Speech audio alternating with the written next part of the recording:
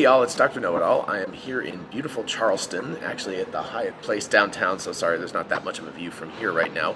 But I wanted to do a quick video this morning just sort of touching on a bunch of topics that are somewhat related to each other. Anyway, the first one's not super related, but I think it's actually very cool that Costa Rica has finally decided to grant SpaceX a license to provide Starlink internet there in the end of this year. Actually, the end of the third quarter, so what would that be, October? Something like that. Wait, September, October, November. Anyway, whatever that is, yeah, October 1st, I guess. Anyway, I think that's a lovely thing. I have been to Costa Rica a few times, and it is an incredible country, but it also has people who are very remote from large cities and everything. So yeah, I think it's a marvelous deal that Costa Rica has decided to allow Starlink into the country. I think it is going to make a big difference to remote communities, and so congratulations to the government of Costa Rica for deciding to do that. That is going to be, they're in terms of like the sort of Central American countries, they are very much at the forefront of technology and forward thinking. So I really love the country. I actually have thought many times about retiring there, and so I'm very happy to see that Starlink is going to be making a splash there at the end of this year, so very cool. All right, next up, just a real quick thing about Teledriving by a company named WeBull that is out of Germany, and they're going to start delivering rental cars in Las Vegas to customers. And I think that's actually a really cool thing. I think in the short to maybe couple of year, 3 or 4 year term, this is actually a relatively good business strategy because, again, it's going to take a while for Tesla to get its fully autonomous vehicles, first of all, up to the level where they can do this, but then second of all, to get local regulations that allow them to drive as robo-taxis. And in the meantime, having a person essentially driving this remotely.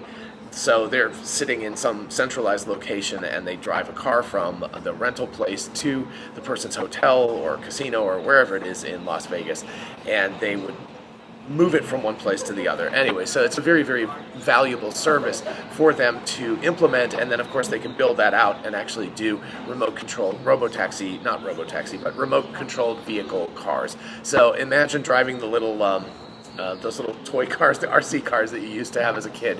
I guess it's like a grown-up version of that. But anyway, I don't know about the long-term viability of this, but certainly the short to medium-term viability is quite I think that's a good idea. That's basically the idea here. So these next two articles I'm going to go through a little bit more depth, but I think the two of them are highly related to each other. And actually, sorry, not this one. Well, actually the next three articles, this one's a little bit less connected to those.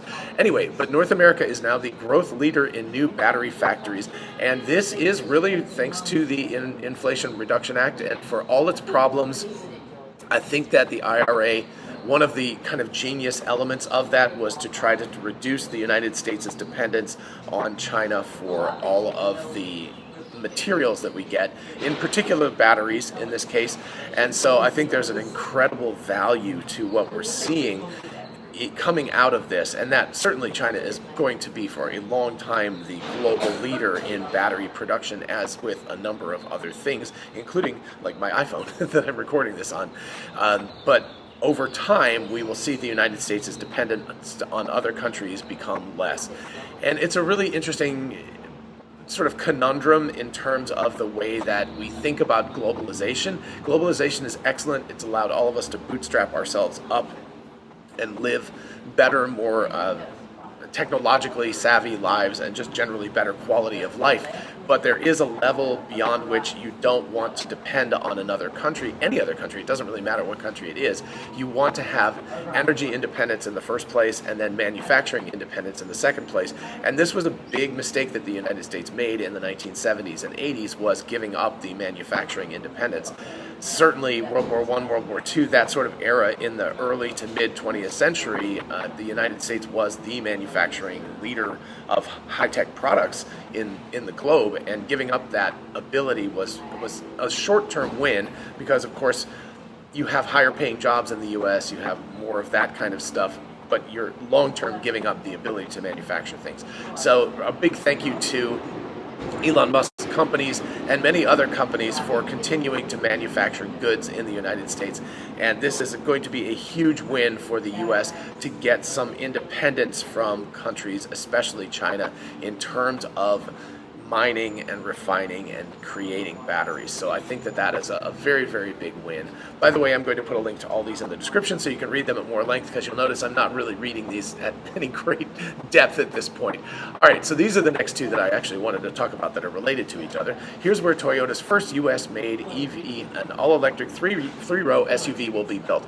Now, first of all, why is Toyota going to be doing this? They're going to be doing this primarily because of the Inflation Reduction Act.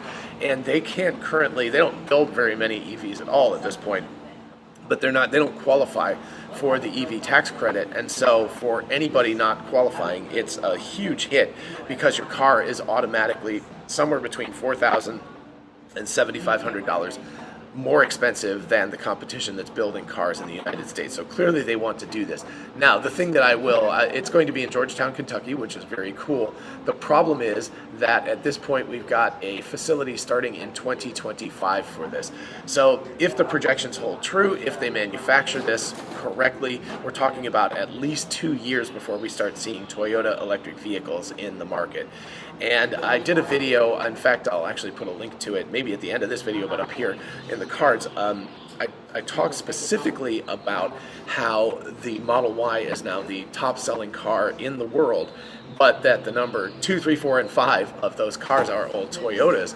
But the problem is that that is not going to remain the case for very long, because Toyota is making gas cars and some hybrids, and those are losing track very, very rapidly to electronic vehicles, EVs, sorry, battery electric vehicles. Anyway, that loss of supremacy is number one spot has already fallen, and the other ones are going to follow in suit over the next couple of years. So by 2025, Toyota is going to be much less relevant as a car manufacturer than they are now. So if this car was opening next month, I would say good for them, and that's going to be great.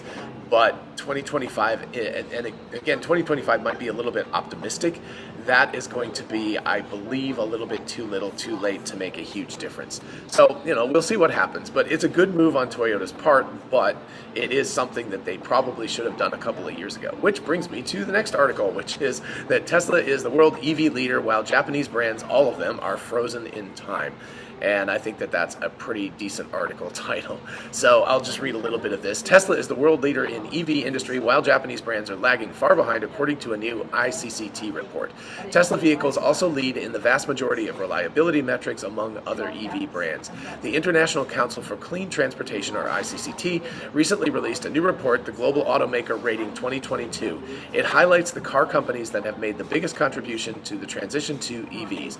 The report also shows companies lagging far behind. The Global Automaker Rating 2022 looks at the performance of the world's top 20 car manufacturers.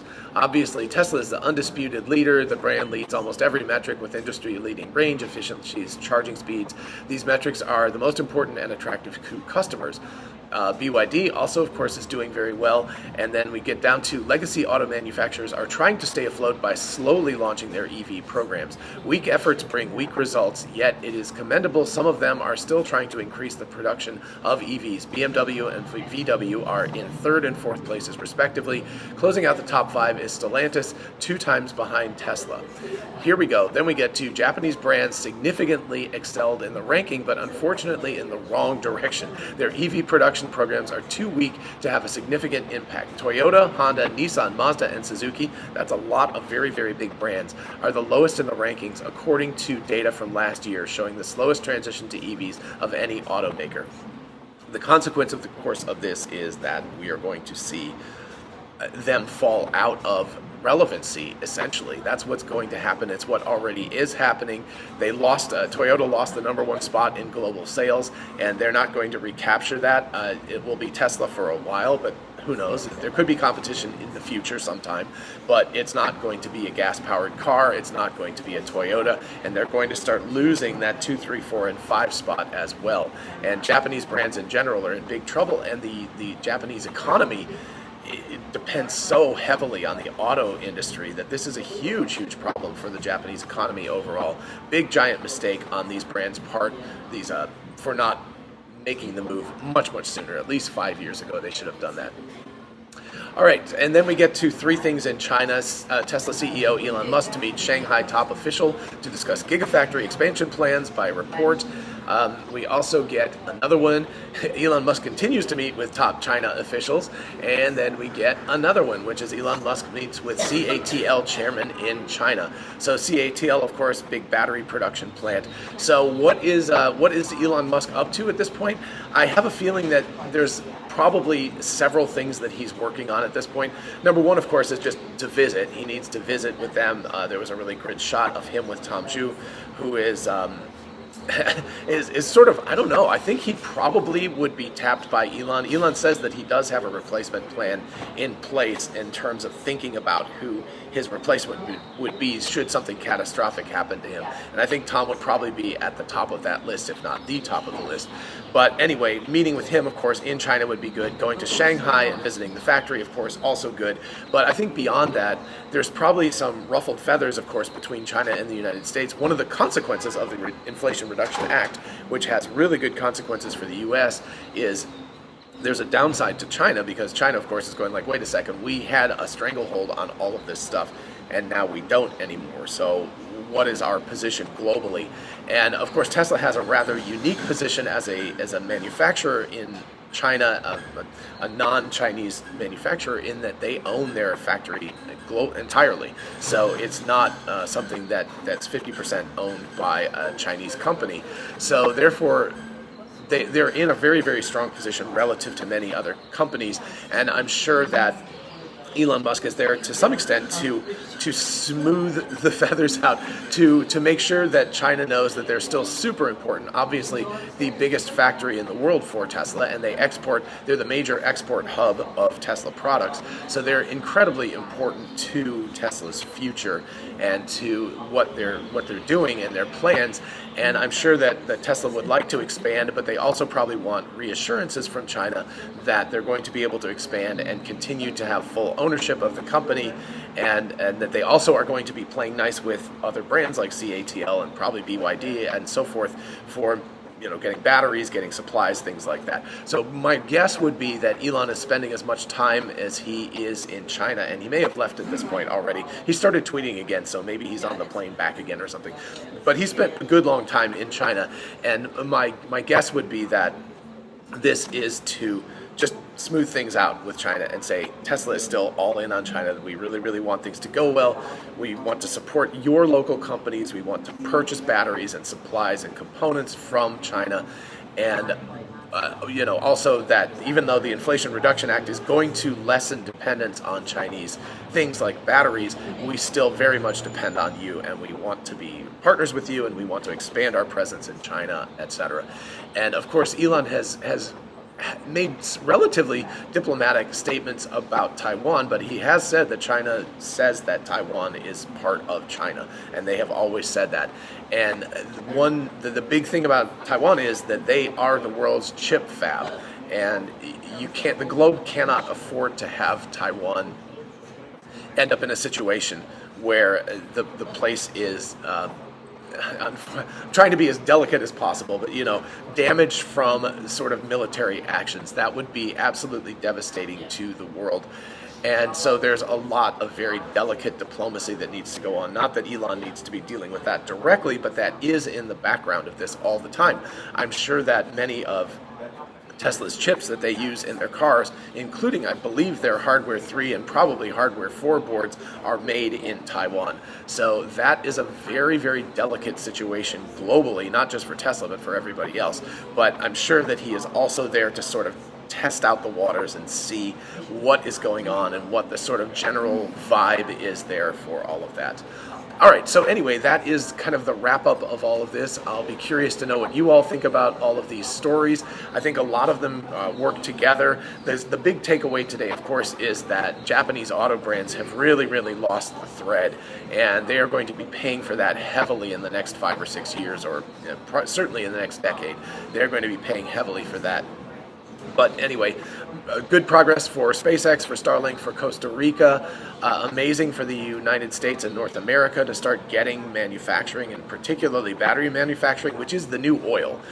Let's be real about that. It's the oil of the 21st century.